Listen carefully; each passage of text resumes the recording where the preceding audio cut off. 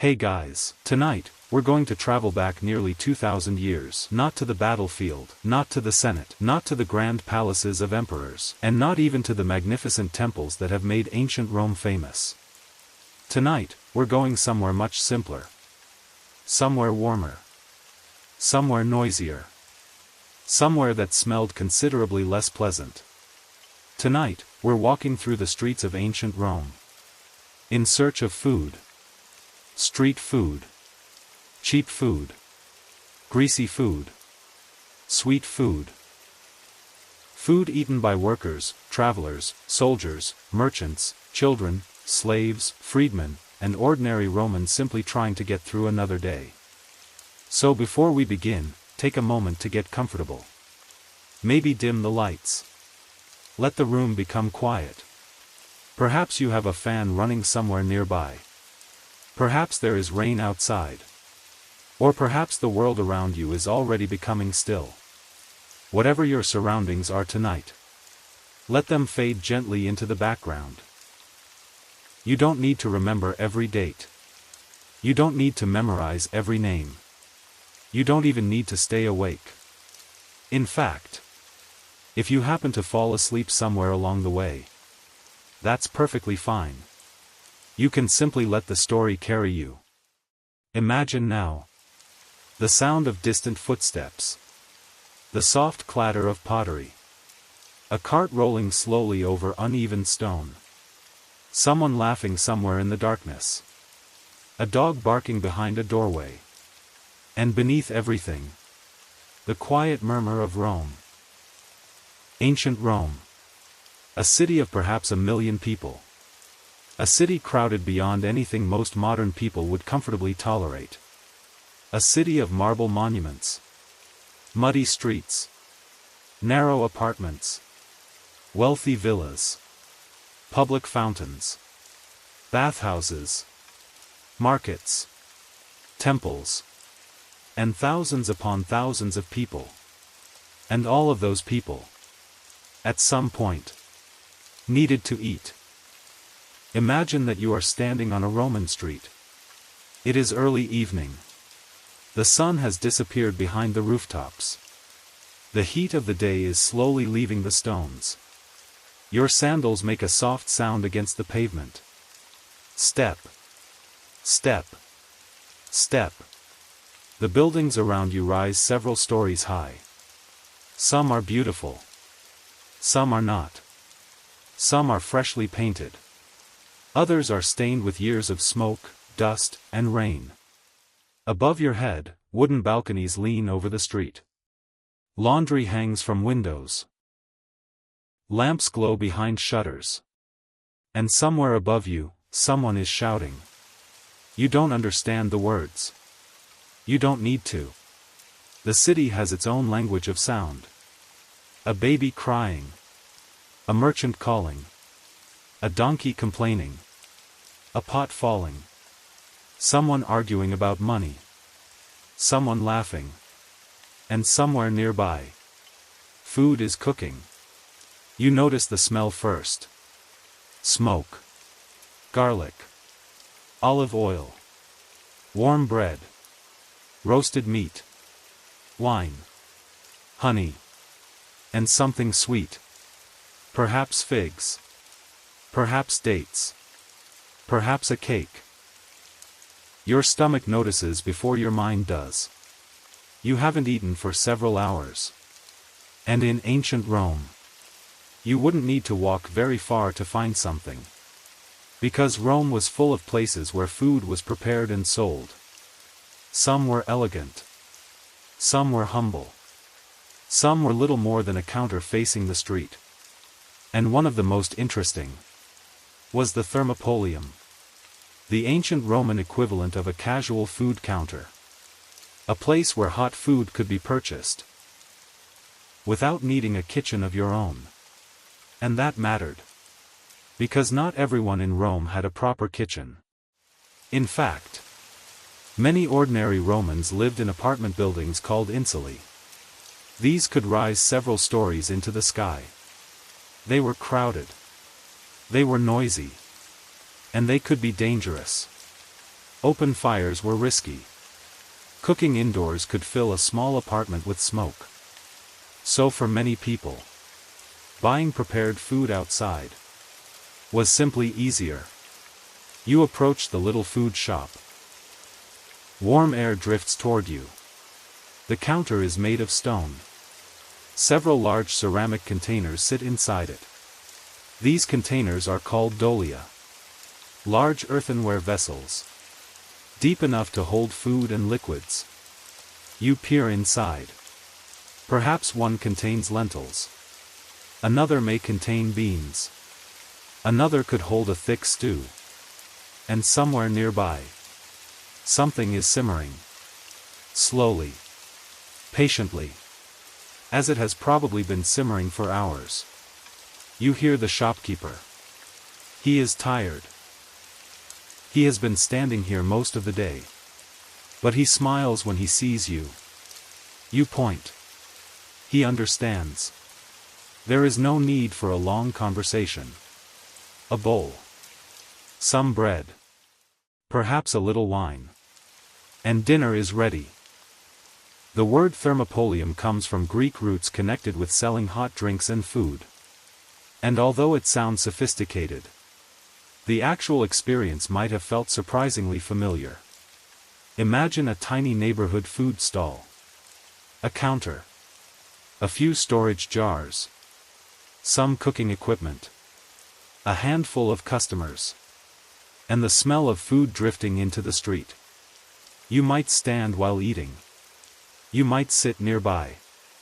Or you might simply carry the food away. The counter itself is fascinating. Roman food counters often contained large circular openings. Inside those openings, the dolia were fitted securely into place. Like enormous ceramic bowls built directly into the counter. The food stayed relatively warm. Customers could see what was available. And the seller could easily serve it. Imagine looking down into one of these containers. Steam rises slowly. You can smell herbs. Olive oil. Beans. Lentils. Maybe meat. Maybe vegetables. Maybe some kind of thick sauce. The food is not presented beautifully. There are no decorative plates. No tiny flowers.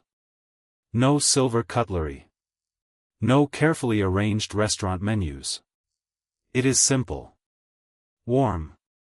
Practical. And filling. Exactly what many people needed. You hand over a few coins. The seller places food into a bowl. Perhaps you receive a piece of bread as well. You take the first bite. And for a moment, the enormous city disappears. The politicians disappear. The emperors disappear. The temples disappear. The Roman Empire becomes nothing more than you. A bowl of warm food. And a quiet evening. The Roman diet could vary enormously depending on wealth. The richest Romans could afford exotic ingredients. They could import spices. They could eat expensive fish. They could enjoy elaborate banquets. But ordinary people, the people who filled the streets, usually ate much simpler food. Grain was incredibly important. Bread was everywhere. Porridge was common. Legumes were valuable. Lentils. Beans. Peas. Vegetables. Olives. Fruits. Cheese. Fish when available. And small amounts of meat. One of the most important foods was wheat. Bread was not simply a side dish. For many people, bread was the foundation of daily life. Imagine a Roman baker beginning work before sunrise. The streets are still dark. The city is quiet. A fire is burning. Grain is being ground. Flour fills the air. Hands work the dough. Slowly, the bakery becomes warm. The smell begins to spread. First through the building. Then into the street. And soon, people walking past begin to notice. Fresh bread. Even today, few smells are more comforting. And 2,000 years ago, the effect was probably much the same. Imagine carrying a warm loaf through Rome. It is heavier than you expected. The crust is rough. The inside is soft. You break off a piece. Steam escapes. You taste it. Simple. But satisfying. Bread could be made in many forms. Some loaves were plain. Others contained herbs. Others might include olives. Different grains could be used. And wealthy households could enjoy higher quality bread than poorer families. But bread connected everyone. From the laborer. To the merchant. To the soldier. To the senator. Everyone understood hunger. Everyone understood the comfort of food. And everyone knew that a warm loaf of bread could make an ordinary day feel slightly better. You continue walking. The bakery fades behind you. The city grows darker. Torches flicker along the street. And another smell reaches you. Something savory. Something rich. Something involving fish. If there was one flavor that could follow you through ancient Rome, it might have been garum. Garum was a fermented fish sauce. And yes, that description may not sound particularly comforting. But Romans loved it. It could be used in cooking. It could be added to sauces. It could season vegetables. It could accompany meat. And it could appear in dishes that had absolutely nothing to do with fish in appearance. Imagine a Roman cook. A clay container sits nearby. Inside is a carefully prepared mixture. Fish. Salt. Thyme. Warmth. The mixture ferments. Eventually, it becomes a concentrated liquid full of flavor. To modern ears, the idea might sound unusual. But ancient people understood fermentation very well. They fermented grapes. They fermented fish. They preserved vegetables. They turned ordinary ingredients into something that could last longer. And taste stronger. Garum was valuable enough that different qualities existed. Some varieties were associated with luxury. Others were more affordable. So even something as simple as fish sauce could tell you something about social status. You walk past another food stall. A cook pours a small amount into a dish. The smell is strong. The customer smiles. Apparently, dinner is going well. Now imagine entering a wealthier neighborhood. The streets are quieter here. The houses are larger. The doors are decorated. There are fountains. Painted walls. Mosaic floors. And somewhere inside one of these houses, a meal is being prepared. The kitchen staff are working. Mortars are being used. Seeds are being crushed. Herbs are being chopped. Sauces are mixed. And spices are carefully measured. Roman cooks had access to many flavors. Pepper was especially valued. Imported spices could travel enormous distances. That meant that food in Rome could contain ingredients that had traveled from far beyond Italy. Think about that. A Roman meal could contain something that had crossed seas, passed through ports, been transported along roads, and finally arrived in a kitchen in the heart of Rome. The ancient world was more connected than it sometimes appears. Food was one of the things that revealed that connection. Now, let's move away from the savory food. Because Romans had a sweet tooth too. And few things are more peaceful than imagining a Roman evening with something sweet. Figs were popular. Fresh figs. Dried figs. Figs combined with other ingredients. Dates were also available.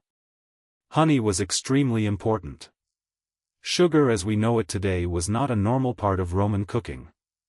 Honey provided sweetness. It could be poured over food, mixed into drinks, used in cakes, added to sauces, and preserved with fruit. Imagine a small honey cake, warm from the oven, the outside slightly crisp, the inside soft, a little honey shining on the surface. You take a small bite. Sweet, warm, comforting. You sit beside a marble column. The city continues around you.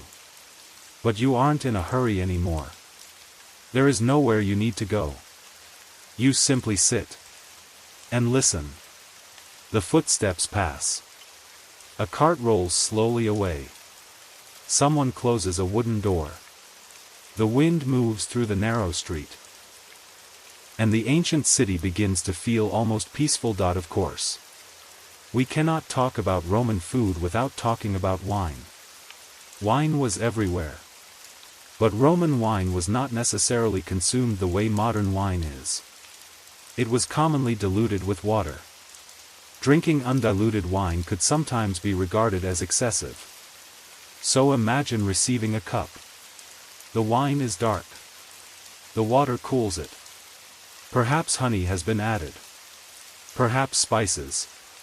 Perhaps herbs. You take a sip.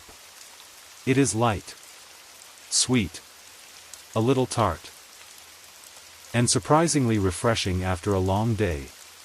For a Roman worker, wine could be part of ordinary life. For wealthy Romans, wine could become a symbol of taste and status. Different wines came from different regions. Some were famous. Some were cheap. Some were aged. Some were consumed young. And like food, wine connected the empire. Now let's slow down and think about the people behind the food. Ancient Rome did not feed itself magically. Thousands of people worked every day. Farmers, fishermen, millers, bakers, butchers, merchants, porters, cooks, servers, street vendors, and countless others. Imagine a fisherman before sunrise. The sea is dark. The boat moves gently. The fisherman pulls in the nets. The catch is not glamorous. Some fish are small. Some are damaged. Some will be sold fresh. Others might be preserved. Nothing should be wasted. Far away, a farmer is already working. Another person is carrying grain. A donkey turns a millstone. A baker prepares dough. A vendor opens a stall. And gradually, Rome wakes. The modern idea of breakfast would not necessarily match the Roman experience. A simple morning meal could involve bread, cheese, olives, fruit, perhaps leftovers from the previous day. Imagine waking in a small apartment. Morning light enters through a window. The street below is already becoming busy. You break some bread. Add a little cheese. Perhaps a few olives. You drink some watered wine. And that's enough. There is work to do. The city does not wait. Rome is already moving. Later in the day, you find yourself in a market. This is where Rome becomes overwhelming. Voices everywhere. Merchants calling. Customers bargaining. Animals moving through crowds. Children running. Workers carrying baskets. Someone selling fruit. Someone selling fish. Someone selling bread. Someone selling spices. The colors are intense. Red fruit. Green vegetables. Yellow grain. Brown bread. White pottery. Blue painted walls. And everywhere, people. You move slowly. There is no need to hurry. You watch. You listen. A merchant holds up a basket. Another customer examines a fish. A child reaches for a fig. His mother gently pulls his hand away. Someone laughs. Someone complains about the price. Someone accepts the price. And somewhere nearby, a cook is preparing lunch. You find a quiet place. Perhaps beneath a shaded awning. You sit. The meal is simple. Bread, olives, lentils, vegetables, perhaps a little fish, and a sauce flavored with herbs. Nothing extravagant. But it is warm. And you are hungry. The first bite is satisfying. You eat slowly. You watch the people passing. A soldier walks by. A merchant follows. A group of children run down the street. A woman carries a basket. An old man sits in the shade. For a few moments, you simply observe. This is what history often forgets. The ordinary moments. People eating. People walking. People working. People resting. People getting tired. People laughing. People worrying about tomorrow. The Roman Empire may have been enormous. But most people experienced it through very small moments. A loaf of bread. A bowl of beans. A cup of wine. A warm place to sleep. A conversation with a neighbor. You find a quiet place. Perhaps beneath a shaded awning. You sit. The meal is simple. Bread, olives, lentils, vegetables, perhaps a little fish, and a sauce flavored with herbs. Nothing extravagant. But it is warm.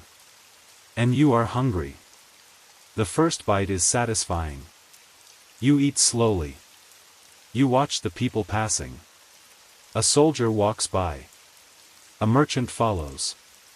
A group of children run down the street. A woman carries a basket. An old man sits in the shade. For a few moments, you simply observe. This is what history often forgets. The ordinary moments. People eating. People walking. People working. People resting. People getting tired. People laughing. People worrying about tomorrow. The Roman Empire may have been enormous. But most people experienced it through very small moments. A loaf of bread. A bowl of beans. A cup of wine. A warm place to sleep. A conversation with a neighbor. It is easy to imagine ancient Rome through the eyes of emperors. Gold. Marble. Triumphs. Palaces. But most Romans were not emperors. Most Romans did not live surrounded by luxury. Many lived difficult lives. Food had to be affordable. And filling. Porridge could be extremely useful. Grain could stretch a long way. Legumes provided nourishment. Bread filled the stomach. Vegetables added variety. Cheap fish could supplement meals. And leftovers were valuable. Nothing should be wasted when food is expensive. A clever cook could transform yesterday's meal into today's. A little bread could become part of another dish. Vegetables could be cooked again. Sauces could change everything. And a humble meal could become surprisingly delicious. Roman cooking often depended heavily on sauces. A sauce could completely transform a basic ingredient. Imagine boiled vegetables. Plain. Simple. Perhaps even boring. Then add olive oil. A little vinegar. Herbs. Salt. Maybe garum. Maybe honey. Suddenly, the dish is completely different. Ancient cooks understood balance. Sweet. sour, salty, rich, fresh, strong. They experimented with combinations. Some recipes would probably taste strange to us. Others might feel surprisingly familiar. Because humans, despite all our differences, have always enjoyed food that tastes good. Now the sun begins to disappear. The sky changes color. Golden, orange, then purple, then dark blue. The market slowly closes. Shutters are pulled across shops. Baskets disappear. Animals are led away. The street becomes quieter. But the thermopolia remain open. Workers still need dinner. Travelers are still hungry. People returning from the baths want something warm. A cook stirs a large pot. Steam rises. A customer arrives. A few coins change hands. A bowl is filled. And for another person, another ordinary Roman day comes to an end. Imagine finding a quiet rooftop. Below you, Rome glows. Hundreds of lamps. Thousands of windows. The great monuments stand against the night sky. The Colosseum is dark in the distance. Temples rise above the rooftops. Smoke drifts upward. The Tiber moves quietly through the city. You sit with a simple dinner. Bread, cheese, figs, olives, perhaps a small portion of fish, and a cup of watered wine. You take your time. There is no television, no phone, no traffic light, no electric hum. Only the distant sound of the city. The wind moves gently. A bird calls somewhere in the darkness. And the stars begin to appear, somewhere across the city. A bakery is still working. The fire glows. The baker checks the oven. The bread is almost ready. He opens the door. Warm air escapes. The smell fills the room. He removes the loaves. They are golden brown.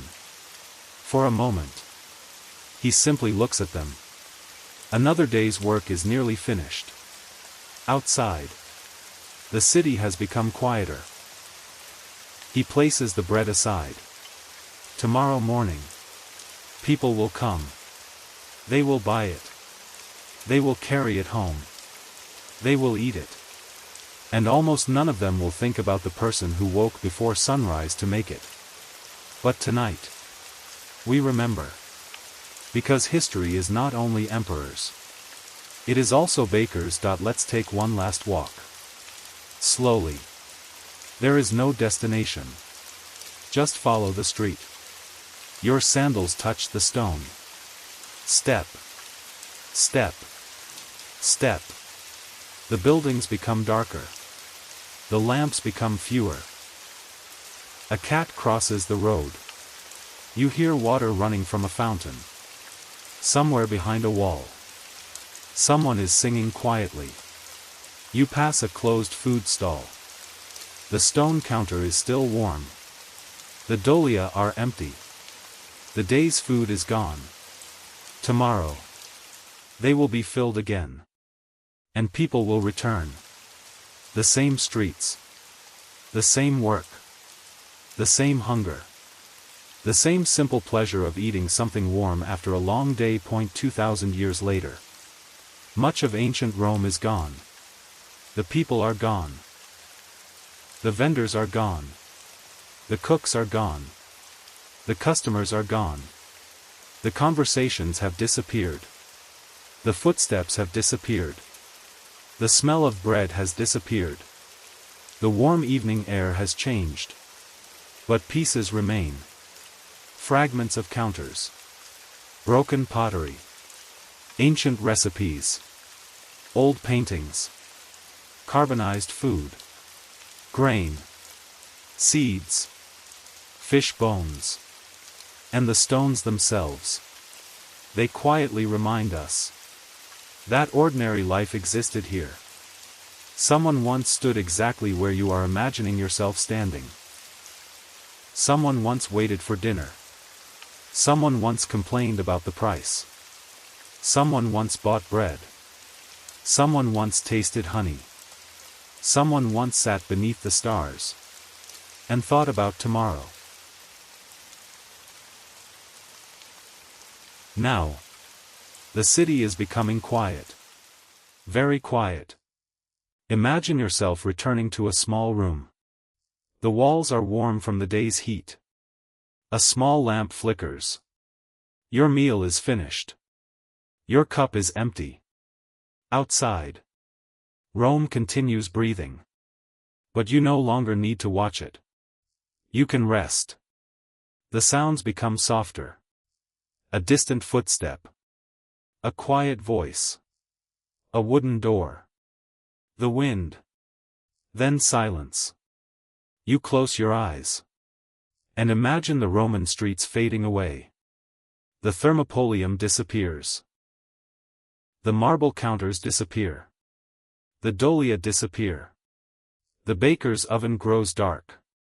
The market becomes empty. The lamps slowly disappear. And Rome, the enormous city, becomes only a distant memory. A city that once seemed eternal. A city that once believed it would last forever. But tonight, we leave it behind. Not with armies. Not with battles. Not with emperors. But with something much simpler. Food. Bread. Figs. Olives. Honey. Wine. And the ordinary people who sat down at the end of the day. And ate.so. As you settle deeper into your bed, let the ancient city become quieter. The streets are empty now. The markets are closed. The ovens are cooling. The thermopolia have gone dark. The last customers have gone home. The Roman night stretches quietly across the rooftops. Above the city, the stars remain. Just as they did 2,000 years ago. The same stars. Over a completely different world. And perhaps that is the most comforting thing about history. Everything changes. Cities rise. Cities fall. Languages disappear. Empires vanish. But some things remain wonderfully familiar. People become hungry. People look for comfort. People share meals. People enjoy sweetness. People sit together. People rest after a long day. And eventually, people sleep. So tonight, you can sleep too. There is nowhere else you need to go. Nothing else you need to do. The Roman streets can wait. The ancient markets can wait. The history can wait. For now, just rest. Listen to the quiet. Let your breathing become slow. Let your thoughts become softer. And somewhere far away, beyond the centuries, the old Roman city continues to glow beneath the stars. Quietly. Gently. Peacefully. Good night. And welcome to sleep. And now, after a long Roman night, morning slowly returns. You don't need to wake quickly. There is no alarm. No notification. No bright screen waiting beside you. Just the gradual arrival of light. A pale glow appears above the rooftops. The darkness becomes gray. The gray becomes gold. And somewhere in the distance, a bird begins to sing. Another answers. Then another. Rome is waking. At first, the city is almost peaceful. The streets are still relatively empty. A few people are already moving. A baker walks toward his shop. A worker carries a basket. A donkey follows its owner. A water carrier begins his morning journey. And from somewhere nearby, You smell bread. Fresh bread. Warm bread. Bread that has just emerged from an oven. You walk slowly toward the smell. The street is cool beneath your feet. The stones still hold the quietness of the night. But the city is beginning to move. A wooden door opens. Then another. Someone sweeps dust away from a doorway. A shopkeeper lifts a wooden shutter. A small dog watches from beneath a table. And gradually, the Roman morning becomes louder. Not suddenly, but slowly, naturally. The way a city wakes. One person at a time. Inside the bakery. The work has already begun. The baker's hands are covered with flour. There is flour on the table. Flour on the floor. Flour in the air. The grain has been ground. The dough has been prepared. And now, the loaves are waiting. The baker checks the fire. Too hot. And the bread burns. Too cool. And the bread remains undercooked. So he watches carefully. He knows the oven. He knows the smell. He knows the color. He knows when the bread is ready. Finally, he reaches inside.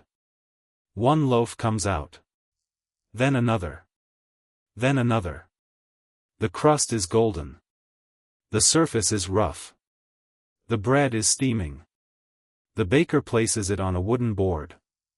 And for a moment, the bakery becomes completely quiet. Only the sound of the fire remains. Crackle. Crackle. Crackle. Outside, someone has already noticed the smell. A customer approaches. How much? A few coins. A loaf is handed over. The customer holds it carefully. It is still warm. Perhaps he tears off a small piece immediately. Perhaps he cannot resist. And just like that, breakfast begins. There is something comforting about a simple meal. You don't need dozens of ingredients. You don't need a decorated table. Sometimes, bread is enough. Imagine sitting beside a window. A small loaf rests in front of you. Beside it, some olives. A little cheese. Perhaps a few figs. And a cup of diluted wine. The morning light enters slowly. You tear the bread apart. The crust makes a soft sound. You dip a piece into olive oil. You taste it. Simple. Warm. Earthy. The olives are salty. The cheese is soft. The figs are sweet. Nothing is complicated. And perhaps, that is the beauty of it. Ancient Roman food was often about using what was available. Grain from nearby fields. Olives from Mediterranean farms. Fruit from gardens. Fish from rivers and seas. Herbs from the countryside. And wine from vineyards. The empire was enormous. But every meal still began with something very small. An ingredient. A person. A pair of hands. You leave the bakery. And continue walking. Soon, you find a merchant selling olives. His stall is small. Several large containers sit beside him. Green olives. Dark olives. Small olives. Large olives. Some are preserved. Some have been seasoned. Some have been soaked in brine. The merchant reaches into one container. He takes a handful. You look at them. They shine slightly in the morning light. Olives were more than food in Roman life. Olive oil was essential. It was used in cooking. It was used for lamps. It was used in bathing. It was used for skin care. It was traded across enormous distances. The olive tree itself was deeply connected to Mediterranean life. Imagine walking through an olive grove. Rows of ancient trees stretch into the distance. Their trunks are twisted. Their leaves move gently in the wind. The air smells dry and warm. There are insects, birds, distant voices. And beneath the trees, olives, small fruits, growing slowly beneath the sun. A farmer looks over them. He has seen these trees for years. Perhaps his father cared for them before him. Perhaps his children will care for them after him. And somewhere far away, their oil will eventually reach Rome. Now, let's return to the city. The streets are becoming crowded. You hear shouting. You follow the sound. And discover the fish market. This is not the quietest part of Rome. Fish are being unloaded. Baskets are being carried. Customers are examining the day's catch. The smell is strong. Very strong. The Mediterranean has arrived in the city. Fish was important to Roman cuisine. Some fish were expensive. Others were cheap. Some were eaten fresh. Others were salted. Others were preserved. And some became ingredients in sauces. You watch as a merchant lifts a fish. He announces its price. A customer shakes his head. Too expensive. The merchant lowers the price. The customer still hesitates. Finally, they agree. The fish changes hands. The transaction is complete. Another ordinary moment. In an ancient city. No historian writes about it. No monument remembers it. But it happened. Thousands of times. Every day. Imagine the fisherman who caught that fish. Hours earlier. He was on the water. Before sunrise. The sea was dark. The boat moved gently. The wind was cool. He could hear only water. And the occasional creak of wood. He pulled the net. It was heavy. His hands were tired. But there was a catch. Not a spectacular one. Just enough. Enough to sell. Enough to feed his family. Enough to make the trip worthwhile. He returns to shore. The sun rises. The fish are sorted. Some go to local buyers. Some are carried toward larger markets. And eventually, one small fish travels all the way into Rome. There. Someone buys it. Someone cooks it. Someone eats it. And for a few minutes, the fisherman becomes part of another person's dinner. Let's leave the market. And find something much simpler. A pot of lentils. Imagine it simmering quietly. The surface moves gently. Bubbles appear. Then disappear. The smell is warm. Earthy. Comforting. Lentils were practical food. They were filling. They could be stored. They could be cooked in large quantities. They could be combined with herbs, vegetables, oil, perhaps a little fish sauce, perhaps vinegar. And they could feed many people. A large pot could serve a household. Or a group of workers. Or customers at a food stall. Imagine sitting beside that pot. You don't need to see anything else. Just watch the steam. Listen to the gentle bubbling. The cook stirs once. Then again. The wooden spoon moves slowly through the pot. Everything is warm. Everything is quiet. And the smell is strangely comforting. Now imagine stepping into a Roman kitchen. It is not a modern kitchen. There is no refrigerator. No electric stove. No microwave. No dishwasher. Everything depends on fire. And fire must be respected. The kitchen is warm. Sometimes extremely warm. Smoke rises. Clay pots sit over the heat. Metal tools hang nearby. Mortars are used to crush herbs. Someone grinds spices. Someone cuts vegetables. Someone watches the pot. Someone carries water. Cooking is work. Real work. And meals require planning. If the fire goes out, the cooking stops. If the grain runs out, there is a problem. If the olive oil becomes expensive, the household has to adjust. Food is never simply food. It is connected to weather, harvests, trade, money, politics, war, transportation, and luck. Imagine the cook.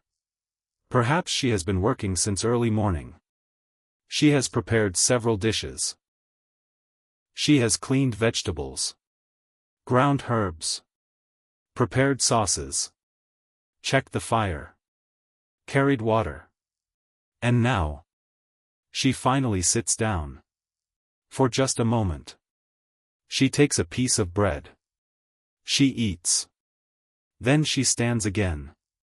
There is more work. History often tells us about the people who ate extravagant meals. But the people preparing those meals are much less visible. The cooks, the servants, the market workers, the farmers, the fishermen, the bakers. They created the food culture we now remember. Without them, Rome could not have eaten. Roman society was deeply divided by wealth. And food showed those divisions. A wealthy Roman could afford expensive ingredients, rare fish, fine wines, imported spices, exotic fruits, large quantities of meat. A poor worker could not. For a wealthy household, food might be entertainment. For a poor household, food was survival. Yet there was one thing they shared. Hunger. Everyone became hungry. Even emperors. Even generals. Even senators.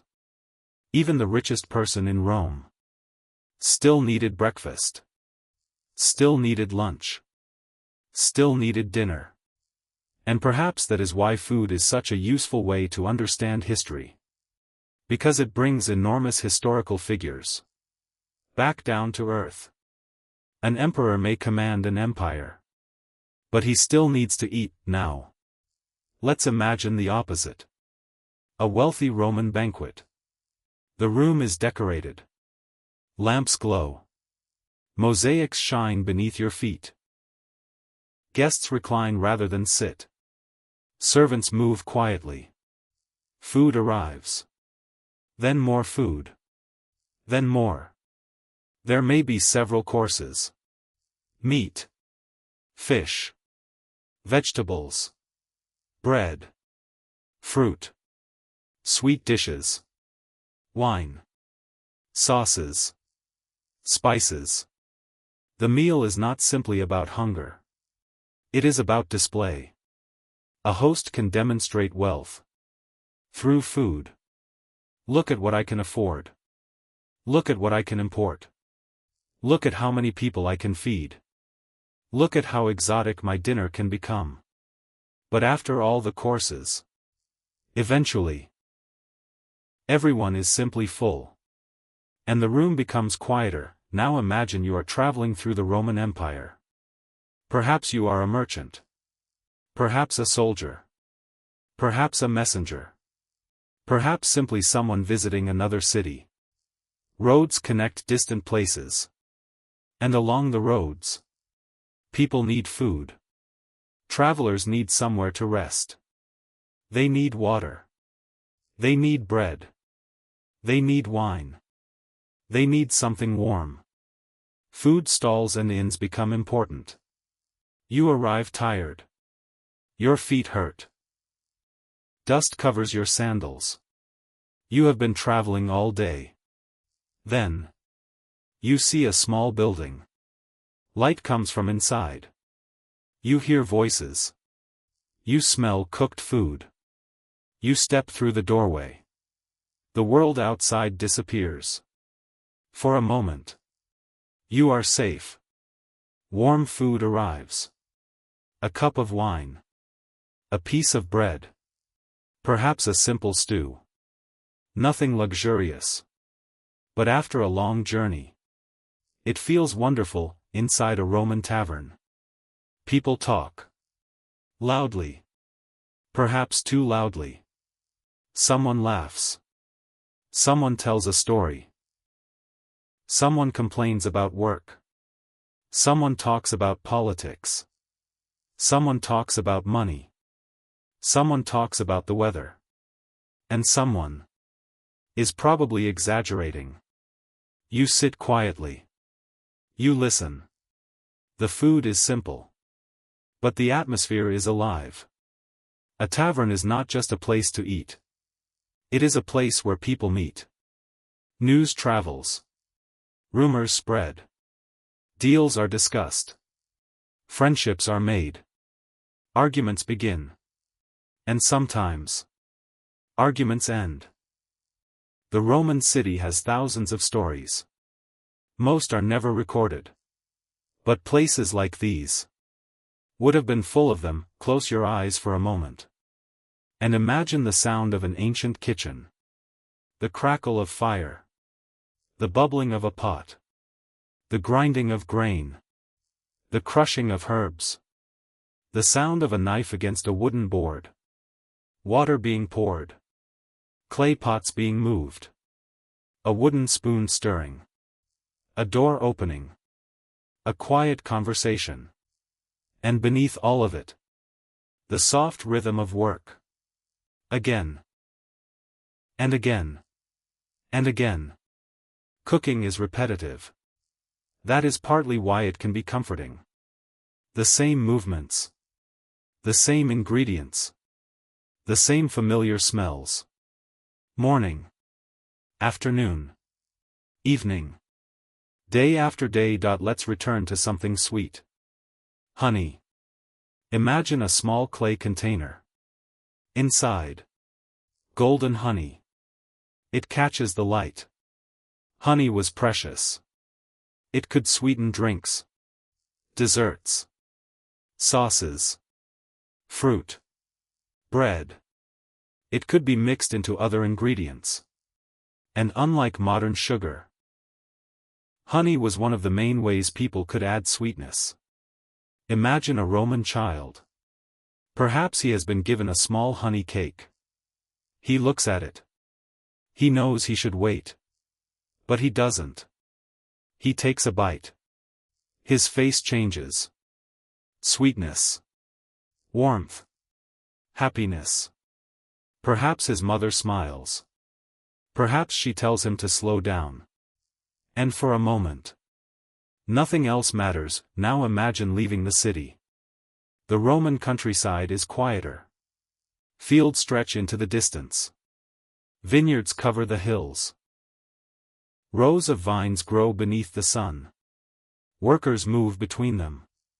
Grapes hang from the plants. Green. Purple.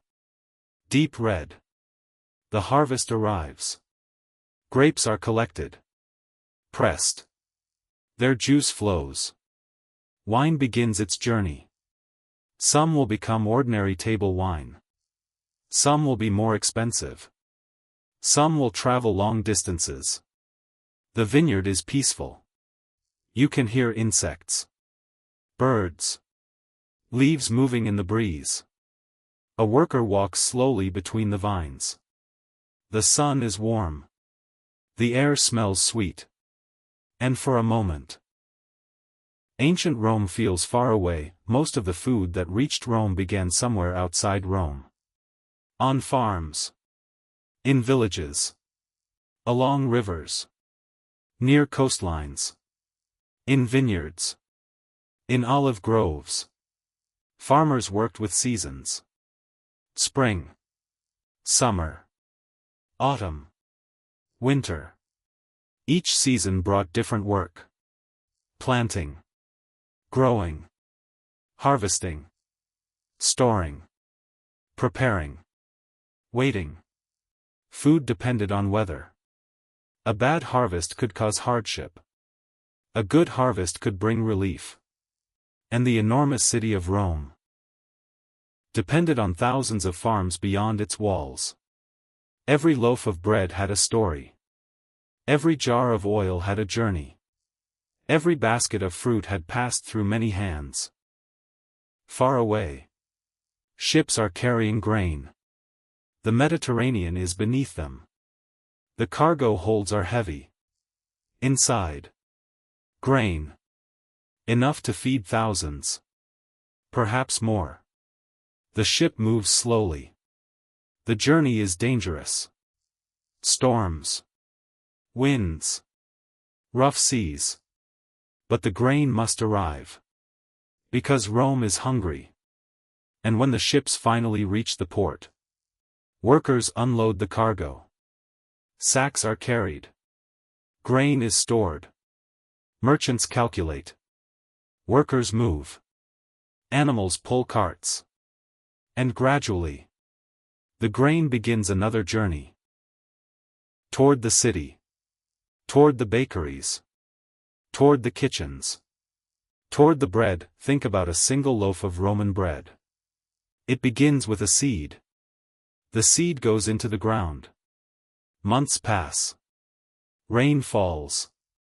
The plant grows. The grain appears. The harvest arrives. The grain is collected.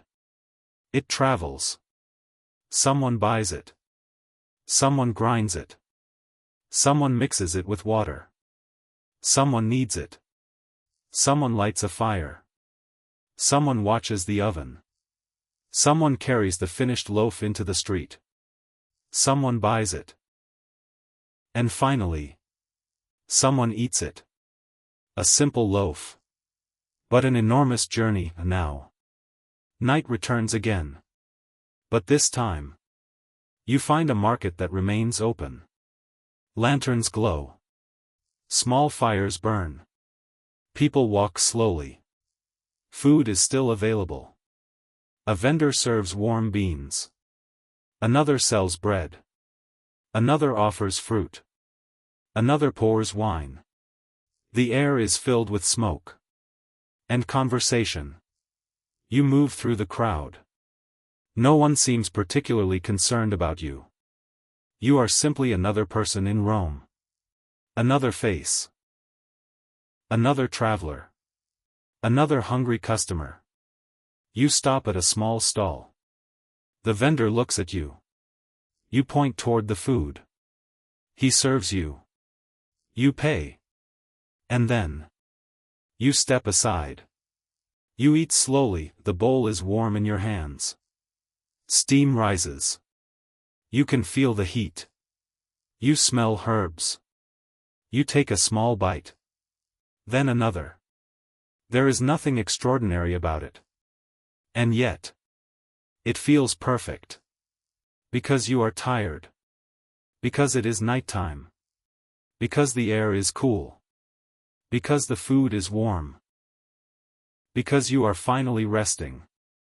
Sometimes, comfort doesn't come from luxury. Sometimes, comfort is simply warmth. Food. And a quiet place to sit. Imagine that it begins to rain. At first, only a few drops. Then more. The Roman stones become wet. The streets shine. People hurry beneath awnings. The food vendors protect their fires. Water runs along the edges of the street. The air becomes cooler. You find shelter beneath a roof. Inside, someone is still cooking. A pot simmers. The fire glows. Rain taps against the roof. Tap. Tap. Tap. The sound is gentle. The food smells wonderful. You sit. You listen. And suddenly, The ancient world becomes surprisingly peaceful. Rain outside. Fire inside. Warm food. A quiet evening. You don't need anything else. Now imagine winter. The city is colder. The sun disappears earlier. People wear heavier clothing. Fires become more important. Warm food becomes even more comforting. Soups. Stews. Beans. Lentils. Porridge. Hot drinks. Bread. Imagine holding a warm cup between your hands. Steam rises toward your face. You breathe in. The warmth reaches your fingers. Outside. The wind moves through the streets. Inside. The fire continues burning. The Romans had no modern heating systems. No central heating. No electric blankets. No insulated modern homes. Warmth had to be created. And so, a simple fire could become the center of a room. The center of a household. The center of an evening, and then summer returns. The city becomes hot. Very hot. Stone absorbs sunlight. The streets shimmer. People search for shade. Water becomes precious. Cool drinks become desirable. Fruit becomes refreshing. Figs. Grapes. Melons. Plums. And other seasonal fruits. Imagine sitting beneath an awning. The sun is bright outside. But here, there is shade. A breeze moves gently. You take a bite of cool fruit. Sweet. Juicy. Refreshing. Someone nearby talks quietly. A fountain makes a soft sound. Water. Falling. Again. And again. Water was one of the most important parts of Roman life. Aqueducts brought water into cities. Fountains distributed it. Public baths used enormous amounts. Households needed it. Businesses needed it. Food preparation depended on it. Imagine approaching a fountain. Water flows continuously. People gather. Someone fills a container. Someone washes vegetables. Someone drinks. A child reaches toward the water. An older man rests nearby. The sound is constant. Soft. Peaceful. Even after 2,000 years. The idea of water flowing through a city remains comforting now. We return to the Thermopolium. It is late. Very late. Most of Rome is asleep.